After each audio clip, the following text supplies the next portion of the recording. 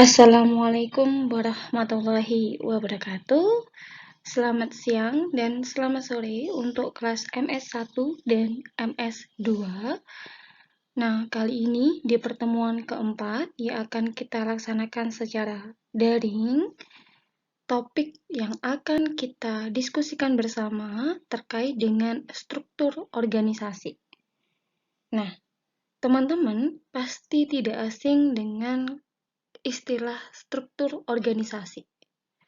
Bahkan bisa jadi teman-teman yang aktif ikut organisasi, baik internal di kampus maupun eksternal, misalkan di perusahaan tempat teman-teman bekerja, itu pasti ada struktur organisasi.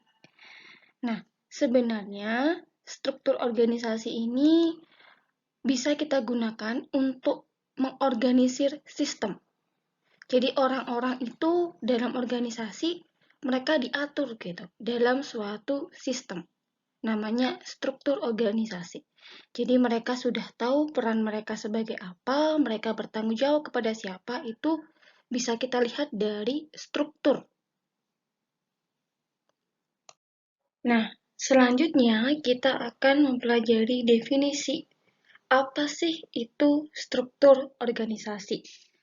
Jadi, kalau kita bicara struktur organisasi, itu bisa kita definisikan sebagai cara tugas pekerjaan itu dibagi, dikelompokkan, dan dikoordinasikan secara formal. Jadi, dari definisi ini bisa kita lihat bahwa tugas itu bisa dibagi. Siapa yang akan melakukan pekerjaan A, B, C? Itu siapa? Kemudian, atau dikelompokkan. Jadi pekerjaan A, B, C tadi dikelompokkan menjadi satu. Atau bisa juga kita setelah menyelesaikan suatu tugas itu harus kita serahkan kemana. Berarti ini makna dari dikoordinasikan. Jadi dengan melihat suatu struktur kita bisa tahu 3 hal.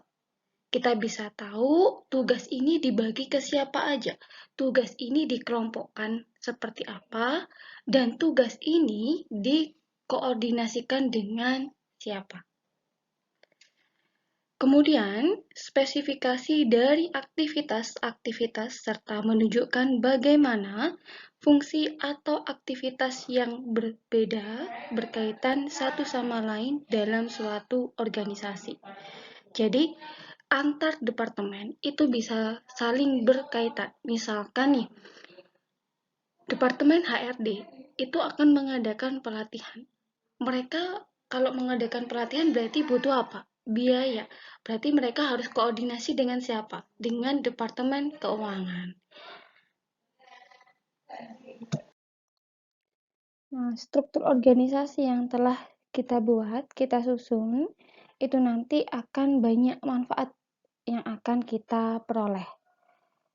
Nah, nanti salah satunya bisa kita gunakan untuk mencapai target dan sasaran yang kita tentukan. Yang pertama, manfaat yang bisa kita dapatkan yaitu menjelaskan tanggung jawab setiap anggota organisasi. Jadi, setiap karyawan yang bekerja dalam organisasi itu harus bertanggung jawab kepada atasannya atau pimpinannya. Orang yang memberikan mereka ini wewenang, tugas, nah itu. Jadi mereka harus bertanggung jawab kepada seseorang tersebut.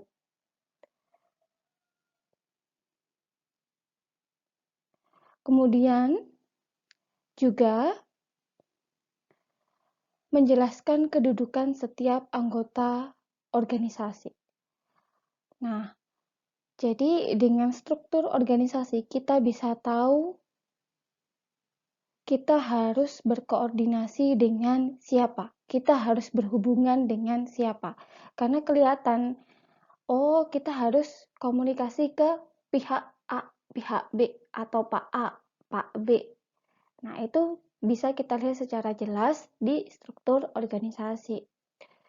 Nah, kemudian juga memperjelas jalur hubungan dalam melaksanakan tugas. Jadi kita itu tahu batas tanggung jawab masing-masing karyawan. Dari struktur organisasi itu kita bisa kelihatan, kita batasnya hanya sampai sini dalam melaksanakan tugas. Yang lain itu berarti bukan tugas kita, tapi tugas orang lain, karena sudah menjadi kewenangan dari orang lain. Nah, selain itu, kita juga bisa tahu kapan dan bagaimana cara berkolaborasi untuk memudahkan kita dalam mencapai tujuan. Yang terakhir, memperjelas uraian tugas. Nah, uraian tugas yang jelas ini juga akan sangat membantu atasan kita ataupun pimpinan dalam melakukan pengawasan dan juga pengendalian terhadap tugas yang kita lakukan. Ada 4 bentuk struktur organisasi yang umum kita implementasikan dalam organisasi. Jadi yang pertama ada tipe lini atau line, lurus atau hierarki. Jadi ini tipe pertama. Kemudian bentuk yang kedua itu staff atau fungsional. Yang ketiga itu gabungan antara staff dan juga lini. Yang keempat adalah organisasi sistem panitia. Kita pelajari satu persatu bentuk dari struktur organisasi. Yang pertama, bentuk lini atau line. Nah, pada bentuk ini, organisasi itu bersifat langsung, lalu lintas kekuasaan berlangsung secara vertikal. Nah, pada organisasi ini juga bentuk kekuasaan dan tanggung jawab berjalan dari pimpinan sampai ke bawahan, yaitu para pejabat yang memimpin organisasi. Nah, dari penjelasan ini bisa kita simpulkan bahwa ada kekuasaan tunggal di bentuk lini, yaitu dari pimpinan. Nah, yang membuat keputusan itu juga pimpinan, baru nanti didelegasikan ke bawah. Ini adalah ciri dari bentuk lini. Bentuk yang kedua yang akan kita pelajari adalah bentuk staff. Bentuk organisasi staff disebut juga organisasi fungsional. Jadi ada beberapa perusahaan yang mengistilahkan sebagai bentuk staff, ada juga yang memberikan istilah sebagai fungsional. Jadi mereka sama. Nah, pada bentuk staff atau fungsional ini, kekuasaan dilimpahkan melalui para ahli dalam suatu fungsi, sesuai dengan bidang keahliannya. Nah, jadi pada bentuk staff ini nanti, susunan struktur organisasi itu didasarkan pada fungsi-fungsi yang ada dalam organisasi. Misalkan, ada fungsi SDM, kemudian fungsi pemasaran, fungsi keuangan. Nah, berarti di sini bergantung pada fungsi-fungsi tersebut. Bentuk yang ketiga, gabungan antara staff dan juga lini. Jadi pada bentuk ini, itu kita menggabungkan dua bentuk dari struktur organisasi. Jadi ada struktur organisasi staff di dalamnya dan juga ada struktur organisasi dengan bentuk lini. Nah, gabungan antara staff dan juga lini ini disusun dalam bentuk lurus atau line, tetapi di pihak lain, jadi di organisasi ini juga diadakan pejabat-pejabat ahli. Nah, mereka pejabat ini difungsikan sebagai penasihat dan memberikan bantuan terhadap kesatuan-kesatuan tertentu. Nah, pejabat-pejabat ahli ini kita datangkan dari fungsi-fungsi itu tadi. Makanya di sini gabungannya adalah antara staff, jadi fungsional itu tadi, dan juga lini. Kemudian yang keempat, bentuk organisasi yang akan kita pelajari yakni sistem panitia.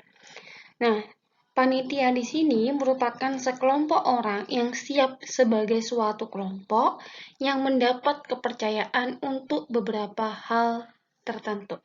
Jadi, kalau kita bicara sistem panitia, itu artinya individu-individu itu berkumpul menjadi satu kesatuan di kelompok. Nah, sistem panitia ini bisa terbatas waktu ataupun tidak terbatas oleh waktu. Jadi kalau misalkan terbatas oleh waktu, kita akan mengadakan suatu kegiatan gitu ya. Kegiatan dari suatu organisasi. Nah, kemudian setelah selesai acara tersebut, panitia ini sudah kita bubarkan gitu, nggak ada. Berarti di situ terbatas waktu atau waktu yang tidak terbatas. Biasanya kalau waktu yang tidak terbatas ini sifatnya rutin. Jadi setiap minggu pasti ada kegiatan tersebut. Jadi panitia ini tidak dibubarkan. Mereka akan terus dipakai gitu. Kayak misalkan teman-teman tergabung nih di suatu organisasi. Katakanlah organisasi yang ada di kampus, kayak misalkan Kompas gitu ya. Nah, Kompas mau menyelenggarakan makrab. Itu kan nanti bisa jadi ada panitianya kan. Nah, selesai acara makrab itu akan dibubarkan gitu. Panitia ini sudah tidak dipakai lagi. Atau kalau perusahaan itu biasanya waktu mau ulang tahunnya perusahaan atau panitia 17 Agustus. Nah, biasanya itu nanti setelah selesai acara akan dibubarkan. Nah, kalau misalkan yang waktu tidak terbatas, itu biasanya sifatnya mingguan, bukan yang okasional gitu. Jadi, kalau yang bersifat rutin, itu cenderung ke waktu yang tidak terbatas. Nah, ini bentuk lini. Jadi, di bentuk lini atau garis atau komando ini, nah, pucuk pimpinan di sini, ini si direktur ini, dipandang sebagai sumber kekuasaan tunggal. Jadi yang berkuasa di perusahaan ini adalah si direktur ini. Seluruh ketentuan, keputusan, dan juga kebijakan yang diambil oleh organisasi itu berada di pucuk pimpinan. Jadi kalau yang paling pucuk ini bukan direktur, berarti misalkan general manager. Nah, berarti di sini pucuk pimpinannya adalah general manager. Tapi kebetulan di gambar ini yang menjadi pucuk pimpinannya adalah direktur, ya. Nah, kemudian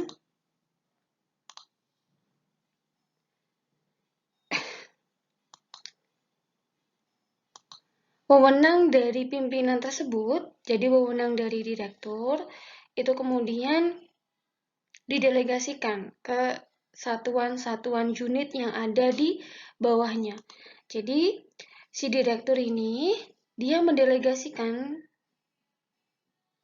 wewenangnya ke manajer keuangan dan manajer pemasaran.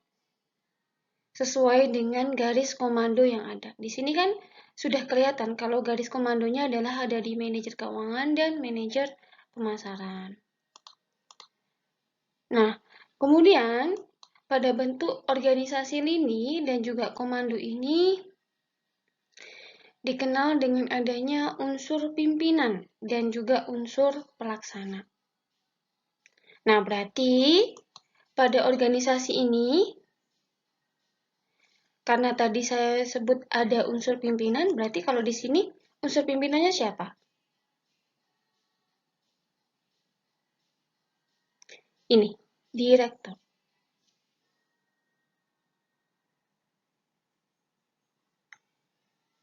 Direktur ini sebagai unsur pimpinan ya, teman-teman. Sedangkan unsur pelaksananya siapa? Ini, mulai dari manajer sampai dengan kabak. Ini adalah unsur pelaksana. Jadi kalau unsur pimpinan itu berarti puncak pimpinan tunggal di organisasi tersebut siapa? Direktur. Sedangkan Kalau unsur pelaksana itu berarti orang yang terlibat atau unit, bisa orang yang terlibat secara langsung dalam pencapaian tujuan. Berarti di sini unsur pelaksananya ada manajer, kemudian ada kabak di sini. Begitu ya. Bentuk selanjutnya yaitu bentuk staf atau fungsional. Nah, ini contoh dari bentuk staf dan fungsional. Nah, di organisasi fungsional atau staf ini sama dengan organisasi departementalisasi. Jadi ada departemen atau bagian dalam organisasi. Nah, bisa kita lihat pada gambar bahwa di sini ada kegiatan fungsionalnya. Jadi misalkan kegiatan pemasaran, kegiatan produksi, kepegawaian, dan juga keuangan. Nah, ini masuk di kegiatan fungsional dalam organisasi. Jadi di sini ada satu unit di kepegawaian, kemudian satu unit di bagian produksi, satu unit juga di bagian pemasaran dan bagian keuangan. Nah, selain itu juga pada bentuk staf atau fungsional atau departementalisasi ini juga disesuaikan gitu teman-teman. Jadi fungsi-fungsi yang ada di organisasi itu harus disesuaikan dengan kebutuhan atau kepentingan dari organisasi. Tidak semua organisasi itu ada departemen misalkan hanya ada pemasaran keuangan. Boleh gitu. Jadi semua itu disesuaikan dengan kebutuhan dari organisasi tersebut. Bahkan bisa jadi di sini juga akan ada bagian atau departemen yang lain. Kayak gitu. Jadi nggak harus ada 4 ini, tapi bisa kurang atau lebih. Nah, kemudian organisasi fungsional sendiri itu ada ciri khususnya ya, teman-teman. Misalkan, jadi wewenang dari si direktur itu, si direktur di sini, sebentar. Jadi wewenang dari direktur ini, kan di sini direktur itu sebagai puncak pimpinan gitu. Jadi si puncak pimpinan ini melimpahkan wewenang yang dimiliki itu ke satuan-satuan organisasi di bawahnya. Jadi ada organisasi-organisasi lain di bawahnya, di bawah dari direktur. Ada kepala bagian kepegawaian, kemudian kepala bagian produksi, kepala bagian pemasaran, kemudian juga ada kepala bagian keuangan. Nah, kemudian di sini juga ada kepala proyek A dan kepala proyek B. Artinya apa? Di kepala proyek A atau kepala proyek B itu kepala proyek A dan kepala proyek B di sini akan menerima perintah dari beberapa orang pimpinan.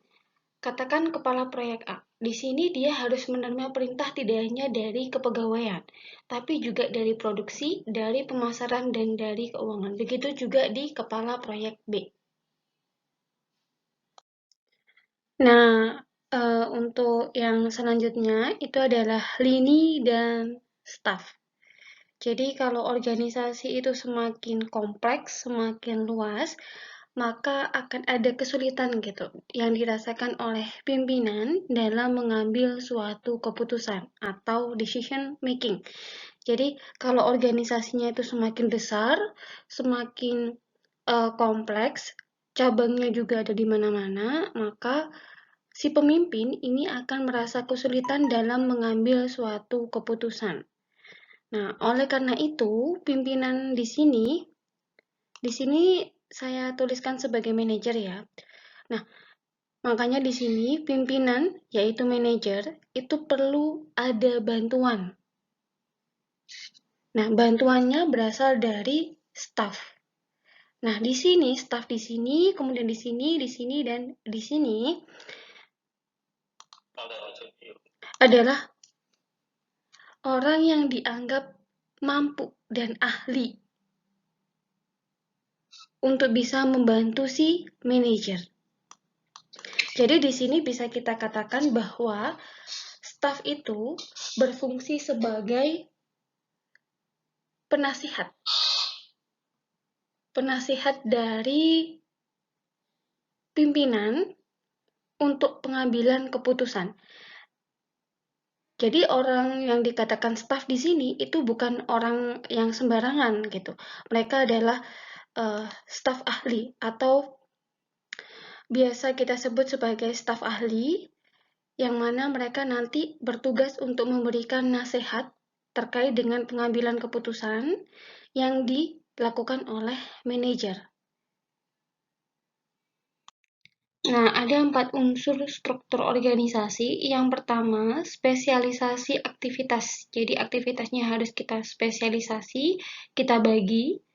Kemudian yang kedua adalah standarisasi aktivitas atau standardization of activities.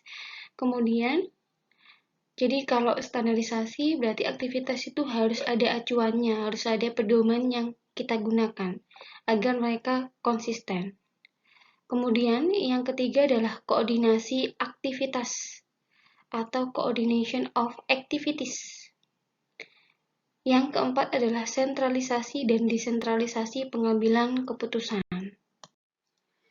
Nah, selanjutnya yaitu spesialisasi aktivitas. Jadi, pembagian kerja dan juga departementalisasi spesifikasi tugas, baik yang dilakukan oleh perorangan dan juga kelompok kerja, di seluruh organisasi dan juga penyatuan tugas ke dalam unit kerja.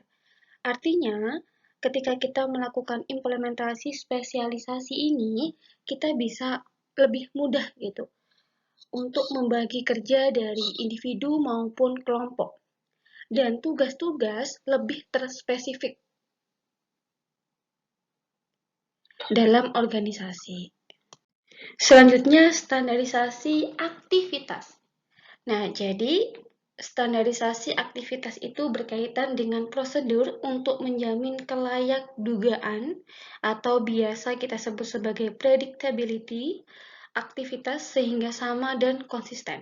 Jadi dengan adanya standar gitu, kita bisa membuat suatu pekerjaan itu akan sama dan konsisten di setiap waktu. Jadi ukurannya juga sama, prosesnya sama, dan setiap tahapannya juga akan sama. Makanya ada standar gitu. Selanjutnya berkaitan dengan koordinasi aktivitas. Berarti di sini kalau kita bicara koordinasi artinya yang kita integrasikan itu adalah fungsi-fungsi dalam organisasi. Jadi misalkan seperti yang tadi saya contohkan, terkait dengan pelatihan. Jadi kita harus berkoordinasi dengan bagian keuangan. Ataupun begini, waktu kita akan melakukan pengadaan peralatan bahan baku, itu kan berarti dari departemen operasional gitu. Jadi mereka akan melakukan pengadaan alat maupun bahan baku yang dibutuhkan untuk proses produksi. Nah, di sini berarti bagaimana caranya kita sebagai departemen operasional itu bisa membeli bahan baku tersebut. Berarti kita harus kerjasama dengan apa? Bagian keuangan atau departemen keuangan di organisasi. Nah, ini adalah maksud dari koordinasi. Nah, selanjutnya ini hierarki dan struktur wewenang. Jadi ada dua tipe, ada sentralisasi, ada desentralisasi. Nah, nanti sentralisasi dan desentralisasi ini kita gunakan dalam pengambilan keputusan. Jadi terpusat atau terbagi, kemudian juga mengacu pada lokasi kekuasaan atau wewenang pengambilan keputusan tersebut. Nah, ukuran dan unit kerja. Nah, ukuran dan unit kerja ini mencakup ruang lingkup kegiatan dan berapa jumlah pegawai yang akan bekerja pada unit tersebut. Demikian pembelajaran kita hari ini. Terima kasih atas perhatian yang telah diberikan oleh teman-teman, baik MS1 maupun MS2. Apabila ada penjelasan dari saya yang belum atau kurang jelas, silahkan disampaikan di WA Group dan juga di Google Meet. Akhirul kalam, wassalamualaikum warahmatullahi wabarakatuh.